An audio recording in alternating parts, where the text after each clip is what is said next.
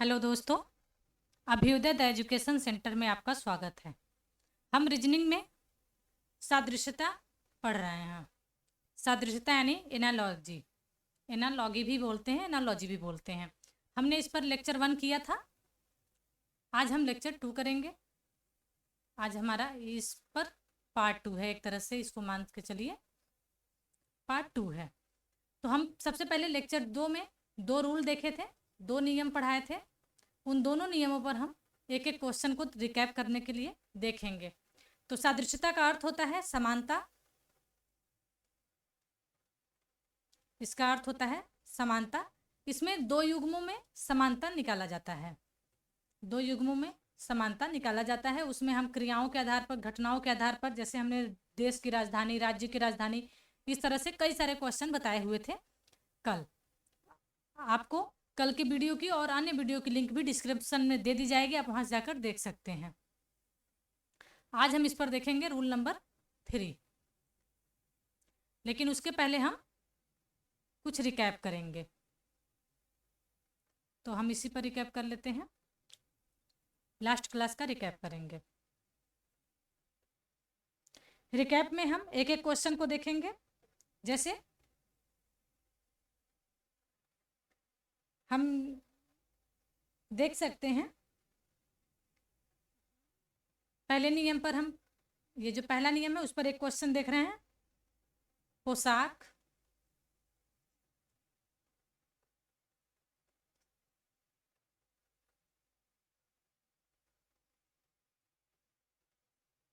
इस तरह से हमारा क्वेश्चन है और हमको यहाँ पे बताना है कि क्या होगा। तो पोशाक कौन सिलता है? दर्जी सिलता है। बढ़ई क्या करता है? बढ़ई बनाता है फर्नीचर। तो हमारा आंसर हो जाएगा फर्नीचर। हमको इसका इससे जो भी संबंध होगा वही इससे संबंध निकालकर क्वेश्चन को सॉल्व करना है।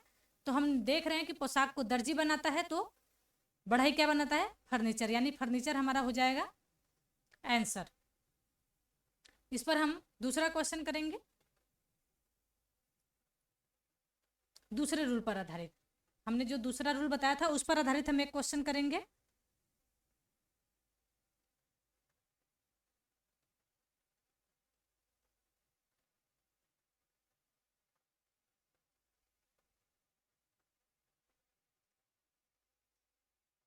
ये हमसे पूछा हुआ है, तो हम इसका जो भी इससे संबंध होगा वही हमारा इससे इससे संबंध बनेगा। ऐसा करके हमको क्वेश्चन को सॉल्व करना है।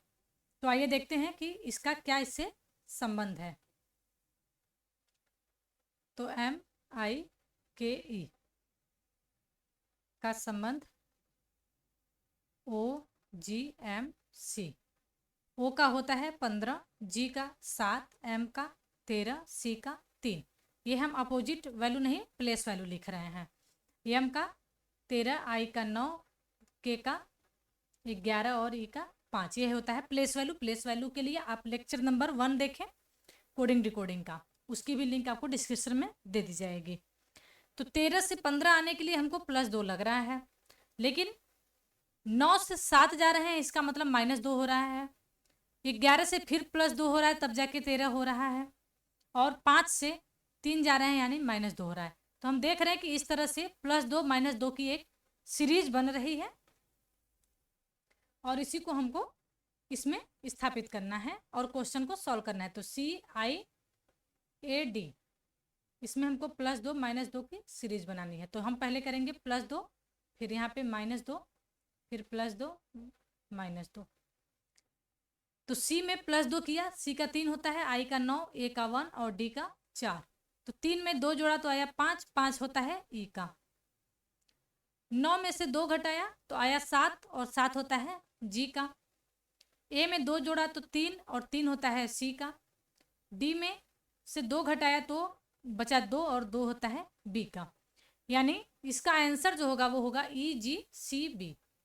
EGCB ये हमारा हो जाएगा आंसर। ये हमने एक सीरीज देखा, ये सीरीज हुआ और इसी सीरीज के ऊपर हमने इसको स्थापित करके इस क्वेश्चन को सॉल्व किया। तो ये हो गया कल का, ये रिकैप था। हम आज का नियम देखेंगे। नियम 3। नियम 3 क्या कहता है कि संख्या सादृश्यता, यानी संख्याओं में जो सादृश्यता बन रही होगी, संख्या यानी गिनती,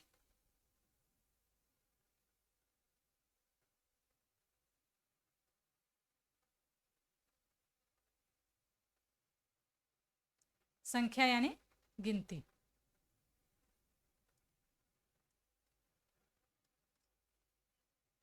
एक, दो, तीन, चार, इस तरह का। तो आज हम इस पर आधारित क्वेश्चन करेंगे। देखेंगे इस पर पहला क्वेश्चन, क्वेश्चन नंबर 1 देखेंगे कि किस टाइप का इसमें क्वेश्चन हमसे पूछता है। तो इसमें हम एक क्वेश्चन देखेंगे, 6 संबंधे 42 संबंधे 9, और यहाँ से हमको पूछा हुआ है। तो हम देख रहे हैं इजली कि 6 का गुणा अगर 7 में कर दिया जाए तो आता है 42। उसी प्रकार से हम 9 का गुणा 10 में करेंगे तो आएगा 90। हमने यहाँ 7 क्यों किया और यहाँ पे हमने 10 क्यों किया? 6 में +1 किया तो आया 7, और 7 में 6 का गुणा किया तो आया 42। उसी तरह से 9 में +1 किया तो आया 10, और 10 में 9 का गुणा किया तो 90 आया। यानी हमारा जो इसका आंसर होगा वो 90 होगा। बहुत ही इजी था, ज़्यादा कठिन सवाल नहीं आते हैं इस पर, ऐसे ही इजी होता है, बस थोड़ा सा इसको हमको देखना पड़ता है। जिस तरह से हम इसमें संबंध निकाल लेते हैं, फिर इसमें संबंध निकालना बहुत ही इजी हो जाता है। इस पर हम एक और सवाल करते हैं। एक सवाल हम वर्ग से संबंधित करते हैं। जैसे 4 का वर्ग होता है 16, तो उसी तरह से हमसे सवाल में पूछ सकता है कि 15 का क्या वर्ग होगा, इस तरह से। तो हम देख रहे हैं कि 4 का स्क्वायर होता है 16, तो 15 का स्क्वायर क्या होगा? तो उसी तरह से 15 का स्क्वायर हो जाएगा 225। तो यहाँ हम 225 लिखेंगे और हमारा ये आंसर हो जाएगा। ये वर्ग पर आधारित है। 4 का स्क्वायर करके 16, 15 का स्क्वायर करके 225 हमको मिल रहा है। बहुत ही इजी सवाल है, ज़्यादा हमें परेशान होने की ज़रूरत नहीं होगी। इस पर एक और सवाल करते हैं, थोड़ा सा हार्ड है। ये है 15 का संबंध है 32 से, और 32 का संबंध हमको बताना है कि किससे होगा। अब ये तो हमने वर्ग पर कर दिया, ये हमने गुणा कर लिया। कुछ सवाल में गुणा, जोड़, घटाना, भाग एक साथ काम करता है। तो आप देखिए इसमें ना तो ये वर्ग काम कर रहा है, ना ही गुणा का। जैसे 15 दूना 30 होता है, और वर्ग का 15 का करेंगे तो 225 होता है। तो वर्ग भी काम नहीं कर रहा है, गुणा भी नहीं काम कर रहा है।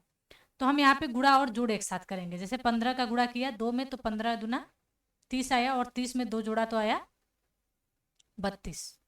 इसी प्रकार से हम 32 को हल करेंगे। जो दिया हुआ है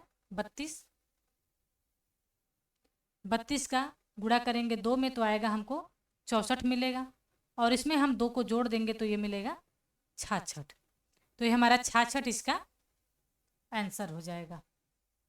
हमें बार बार ये ध्यान रखना है कि जो ये संबंध बनाएगा उसी प्रकार से हमको इसको संबंध बना के सॉल्व करना है। इससे परीक्षा में 1-2 सवाल, 1-2-3 सवाल तक मिल जाते हैं। सबसे इम्पॉर्टेंट है रीजनिंग में यही। आइए हम इस पर अगला नियम देखते हैं। 3 सवाल हो गया उस पर, तो अगले नियम पर हम आते हैं। अगला नियम है संख्या समूह सादृश्यता। यानी इसमें संख्याओं का एक समूह दिया होगा और उसकी समरूपता हमें ज्ञात करनी होगी। तो इसमें सवाल इस तरह से दिया होगा कि कोई सवाल दे देगा, जैसे 4, 16 और 8 का एक सवाल दे दिया, ये हमें क्वेश्चन में दे दिया रहेगा, और इससे संबंधित हमको 4 ऑप्शन दे देगा। इन चारों ऑप्शन में कुछ मान दिए होंगे, और उसी मान में कौन सा इससे संबंध रखता है ये बताना होगा।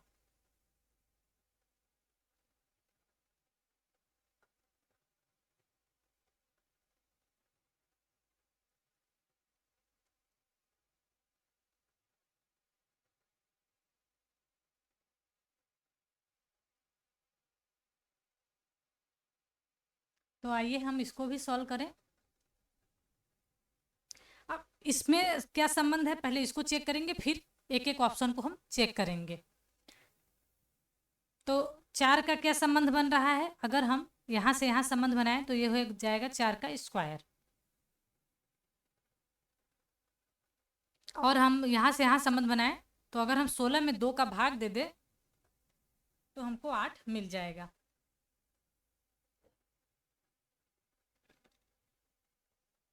यानी 4 में गुणा करेंगे तो हमें मिलेगा 16, और 16 में 2 का भाग देंगे तो हमें मिलेगा 8। इस तरह से ये हमारा एक क्रम बन रहा है, एक सीरीज बन रहा है। तो अब हम सबसे पहले ऑप्शन नंबर ए को चेक करेंगे। ऑप्शन नंबर ए है 5, 25 और 40। तो 5 का यहाँ पे स्क्वायर तो बन रहा है, लेकिन 25 और 40 का भाग देने पर कोई सीरीज हमें नहीं प्राप्त हो रहा है। इसी तरह से बी का करेंगे तो 8, 64 और 32। तो 8 का स्क्वायर करेंगे तो हमको मिल जाएगा 64, लेकिन 64 में अगर 2 का भाग देंगे तो हमको 32 भी मिल जाएगा। यानी हमको बी का जो दिया हुआ है वो सही है। अब हमें मिल गया आंसर, इसलिए हम आगे का चेक नहीं करेंगे, वरना हम सी और डी भी चेक करेंगे। पेपर में चारों ऑप्शन चेक कर सकते हैं हम, जब तक हमको सोल्यूशन ना प्राप्त हो। यहाँ पे हमको बी में ही सोल्यूशन मिल गया, इसलिए हम आगे सी और डी को चेक नहीं कर रहे हैं। आइए इस पर एक और क्वेश्चन करते हैं। कम से कम 2 क्वेश्चन किया जाए, एक थ्योरी पर एक रूल पर, तो ज़्यादा जल्दी समझ में आएगा। तो एक क्वेश्चन है 12, 18 और 24। इस तरह से दिया हुआ है और इसके 4 ऑप्शन दिए हुए हैं। इसका है ए,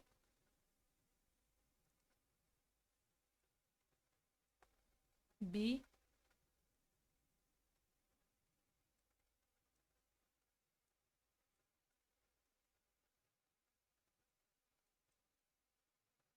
और डी।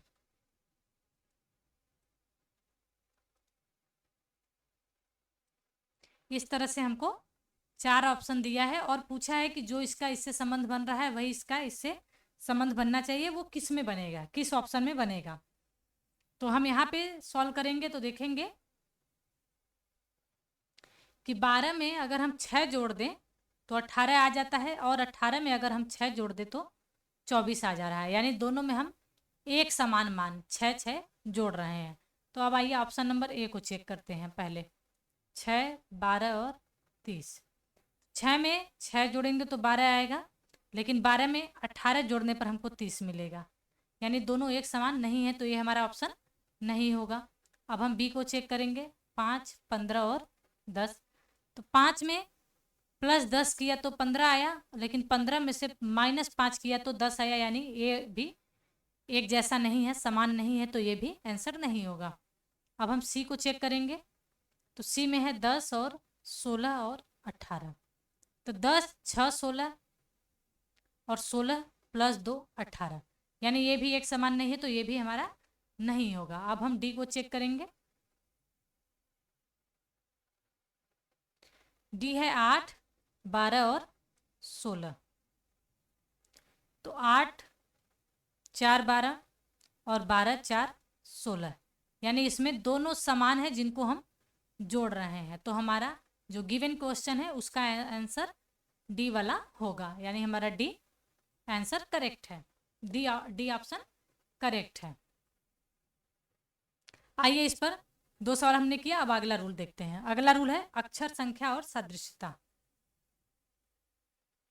अक्षर संख्या और सदृशता, इस पर अक्षर भी होगा और अक्षर यानी ए, बी, सी इस तरह का, और संख्या यानी 1, 2, 3। इन दोनों को एक साथ कंबाइन करके क्वेश्चन दिया होगा और उसी पर हमसे सवाल पूछेगा।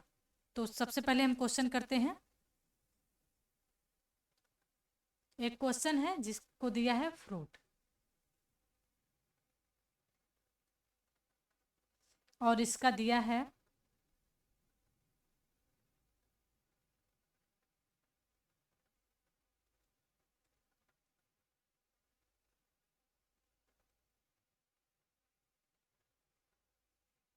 इस तरह से एक क्वेश्चन रहेगा।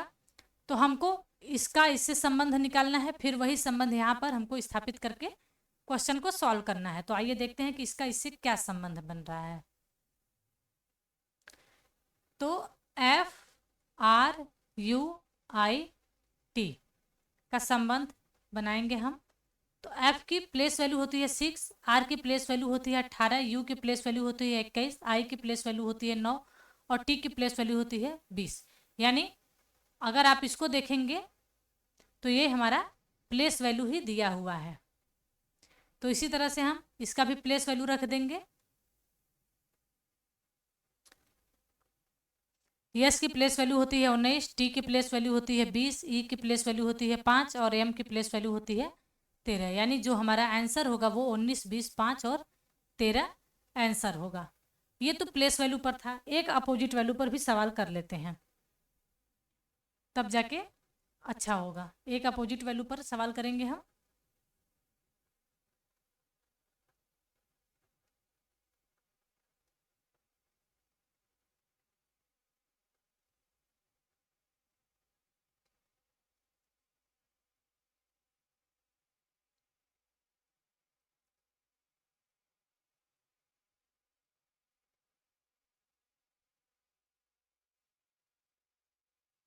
हमारा ये सवाल है, ये हमने अपोजिट वैल्यू पर सवाल लिया है। तो अपोजिट वैल्यू के लिए हम इसका इससे मान निकाल के देखेंगे कि क्या रिलेशन बन रहा है। तो GAME, तो G की अपोजिट वैल्यू होती है T, A का अपोजिट होता है Z और M का अपोजिट होता है N और E का अपोजिट होता है V। T का प्लेस वैल्यू लिखेंगे तो होता है 20, Z का 26, N का 14 और V का 22। आप देखिए कि ये और ये दोनों सेम ही दिया हुआ है, यानी यह अपोजिट वैल्यू का सवाल है। तो हम अब इसमें भी अपोजिट वैल्यू ही निकालेंगे। तो ए का अपोजिट होता है जेड, एम का अपोजिट होता है एन, ई का अपोजिट होता है वी और टी का अपोजिट होता है जी।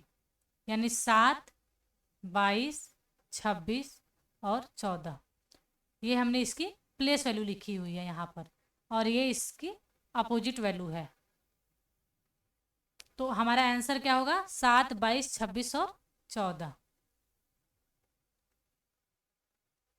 इस तरह से हमारा आंसर होगा। तो हमने एक सवाल किया प्लेस वैल्यू पर और दूसरा सवाल किया हमने अपोजिट वैल्यू पर। तो इस तरह पे हमने रूल नंबर ये 5 था। तो हमने सादृश्यता से संबंधित सभी नियमों को देख लिया। पहला और दूसरा को हमने लेक्चर 1 में देखा था।